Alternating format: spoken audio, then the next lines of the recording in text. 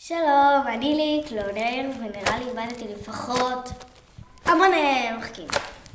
קוראים לי מתן גבאי, ואיבדתי כדור. שני וקנין.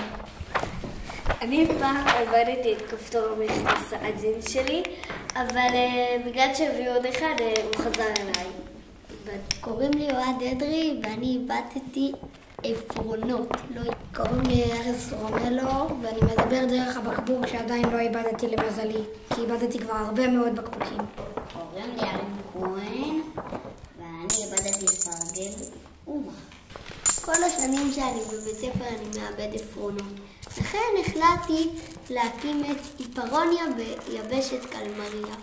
קוראים לי איילה היין, ואיבדתי גרב. קוראים לי אליאל קלעי, אני איבדתי גרב במכונת כביסה. קוראים לי בר וקנין, ואיבדתי... הרבה פעמים מאבדת הרבה צעיפים, בכל מיני צבעים. שמי תום ויינר, ופעם איבדתי קלמר. קוראים לי נועם ליאון, ואיבדתי כפפה. שמי אריאל ליפשיץ, ופעם איבדתי מחק. שמי אושר בן מאיר, ולפני שבוע איבדתי מספריים. שמי אייל גרובגלס, ופעם איבדתי עט.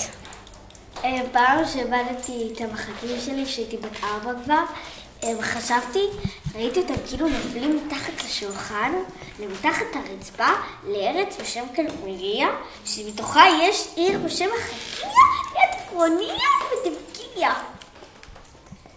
שמי נופר מולכו, ופעם איבדתי עגיל.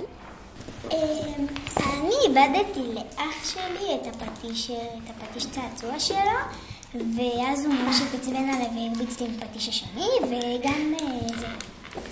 וגם אני חושבת שהם הלכו לארץ קיליה.